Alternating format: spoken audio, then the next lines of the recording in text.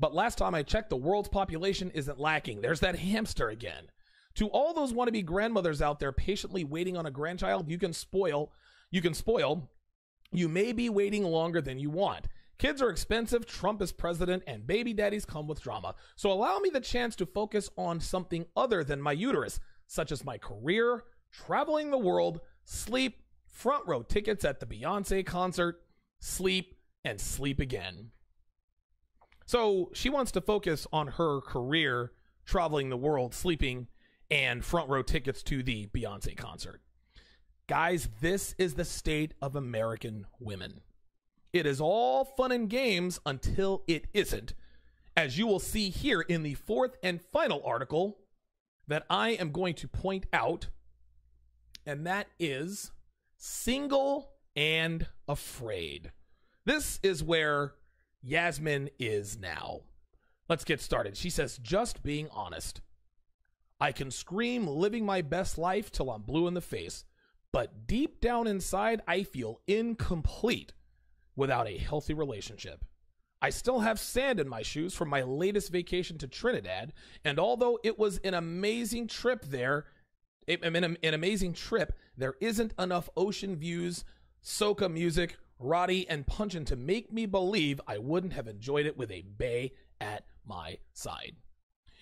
Miss Cebu, or Yasmin, Miss Cebu, she is finally admitting to herself and others that even though she's all about girl power and traveling around the world and her career and Beyonce tickets, that her worth is defined by her ability to find and keep a man of value. Let's continue because she verifies this. She says, it is with an honest heart that I proclaim that despite my, quote, girls run the world rhetoric, I still define my true worth by my ability to get and keep a man. Let's read that again. It is with an honest heart that I proclaim that despite all of my, quote, girls run the world rhetoric, I still define my true worth by my ability to get and keep a man. I cannot recall, she says, how many Disney princess movies I overdosed on for this to rest in my subconscious, but it is thriving. This woman is terrible with punctuation.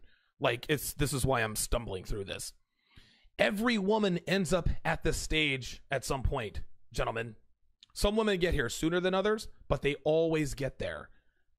And by then, it's always too late. Listen, they think they have all the time in the world, just like Yasmin did. And this article will hopefully serve as a cautionary tale to women that while living the single life is great, there is a price to be paid. Women need men to complete them, guys, and that is all there is to it. I've said this before, and I'll say it again. They need us a hell of a lot more than we need them. Here is a woman in her late 30s. She is single, alone, and afraid, and she should be. She should be. And again, I'm going to read this again. She says, I still define my true worth by my ability to get and keep a man. There it is, guys. There it is. Listen, I've said this for years and years, and women are always telling me why I'm wrong. But deep down, they know I'm right. Their pride will not let them admit it. Let's continue. I'm single and afraid that I will forever have to list my sister as an emergency contact. I'm single and afraid that I'll be well into my 50s, still asking guys what they like to do and cringing at the WYD text in the middle of the night. Let me adopt my 27 cats now. Oh my God. Sister as an emergency contact. Damn, man. Real talk, that almost makes me feel sorry for her. And she should be afraid. You want to know why? Because she will be well into her 50s and cringing at WYD text. Guys, this is what happens when you act like you have all the time in the world. Girls always mistake a man's sexual attention with a man's desire to commit, and dude, they're always wrong. It is way past too late for this chick. She continues. I often joke with my friends that I wish my mother could just arrange a marriage for me. The gag is that I'm not really joking. At this point, I would gladly accept a groom selected by my mother. I can easily blame her if it doesn't work out. The thought of doing the work to maintain a relationship and watching it slip through my fingers again is completely frightening. Unbelievable. I'm single and afraid that I will swipe right and left till my fingers ache and still be fruitless in search of a mate. So blessed be my fruit, and may the Lord open. Here we go with that Bible stuff again. I'm single and afraid, she says, that I might actually find the one, only to later find out that despite my best attempts at being a wife, his flesh will weaken at the slightest touch of another woman. Newsflash, sweetheart. God ain't got nothing to do with you finding a man. You control your actions and decisions, not God. You see, this is her grasping at straws, hoping against all hope that a higher power will rescue her from her bad decisions. And then she says, despite my best attempts at being a wife, his flesh will weaken. Dude, spare me with all that biblical talk. Flesh will weaken. Like you've been in Bible study every weekend instead of at the club. Get out of here with that. Now, looking through all that BS babble, she does have a point, right? She does have a point. Listen, man, men cheat. They do. Well, women do too. But here's the point. A man is far more likely to cheat on a 37-year-old overweight female than he would a 22-year-old hot blonde. I know that's going to upset some black women and maybe even some black men, but that's how it is. And here's the thing. If a man is going to cheat, he'll cheat. Okay, fair enough. There's nothing you can really do about that because we're dogs. It's just how we are. But again, if you are overweight and old, whoever wipes you up will cheat if he has a modicum of value. This is on her. If you wanted to lessen the chances of your husband cheating on you, sweetheart, you should have gotten married 15 years ago. You'd have had that locked down 15 years ago. You'd be all right. Then she talks about this arranged marriage. I can easily blame my mom if it doesn't work. So even if her mother bails her out, she's still looking to blame shift, man. Women will, she's going to be a woman till the end. Then she says, the thought of doing the work again and watching it slip through my fingers. Sweetheart, I don't know if anybody's told you this, but there will be no again. There will be no more. There are no more guys who want a relationship with you. There are no more men who want to give you an honest try. You spent your 20s rejecting those guys, and now that you look like this, you guys can. And now that you look like this, right? And I know you thirsty dudes in there, man, I would smash that. If you would smash that, honestly, if you would smash that, you are thirsty. But listen, you spent your 20s rejecting these guys, and now that you look like this, it ain't happening. It ain't happening. She concludes, she says, I love myself, I promise I do, but that doesn't stop the panic brewing in my subconscious. At the thought, this woman can't spell or write. My God. At the thought of being single past my shelf life? Oh my God, dude. I'm just going to overlook this ignorance here. The thought of being single past my shelf life, and the door to 40 is well in sight. But this honest without self is a task. Being this honest without self is a task. Even as I write these words, the strong woman you see at the forefront is frowning and angered, but also saddened by the honesty.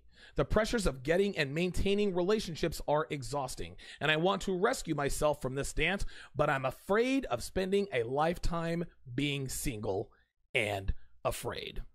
So she says, I love myself. I promise I do. No, you don't. No, you don't. You have to tell us this because it's what you preach, but you don't. You don't love yourself.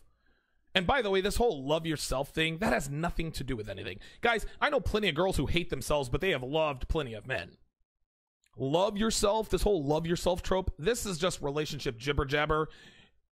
Basically, they're just made up by women to give themselves an excuse to reject guys in their 20s. Well, I can't fall in love with you because I don't love myself. I'm gonna have to go and sleep with DeAndre again. I gotta sleep with Pookie and Ray Ray again. I gotta sleep with Tyrone with the 5 baby mamas again because I don't love myself. Right? I don't love myself, so how can I love you? Oh, please. Love yourself doesn't mean anything. If you love someone, you love them. Doesn't matter if you love yourself, hate yourself, or otherwise. Again, that's chicken soup for the soul type nonsense, guys. And oh, by the way, she doesn't love herself. You want to know how I know? Number 1, she said, I love myself.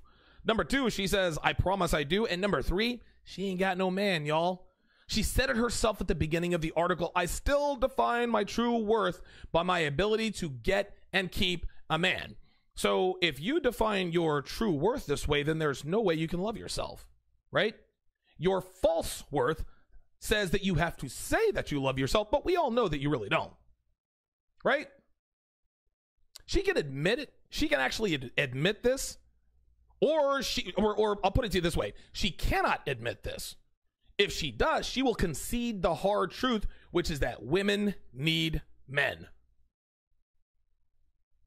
Gentlemen, this is the typical dating arc of today's strong, independent, and empowered American women. And guys, this crosses all races, guys. Black, white, Latina, Asian, all women born and raised in America, regardless of race, regardless of nationality, they live this life almost verbatim. Stage 1, they start sleeping around with their teenagers. Stage 2, they start partying through their 20s. Stage 3 is realizing that they're 28 and still not married, but then they start to make excuses as to why they're not married or why they're not in a long-term relationship of consequence with a man in demand yet. Men are dogs, they say. Men are no good. Too many F-boys, not enough nice guys. They blame everybody and everything but themselves. Stage 4 is when they realize that they're a slave to their biology and they finally accept the fact that they'll always be aroused by men who would make great fathers, biologically speaking, but terrible dads. They start to get worried, but they're still attractive enough to warrant attention from these bad boys so they don't slow down the partying. Stage 5 is denial. They tell themselves it's okay to be 33 and unmarried with no kids. Beyonce had twins in her 30s. Selma Hayek had a kid at 41. Halle Berry gave birth to 47, and Janet Jackson had a son at 50. If they can do it, I can do it. And I'm only 34. I've got plenty of time.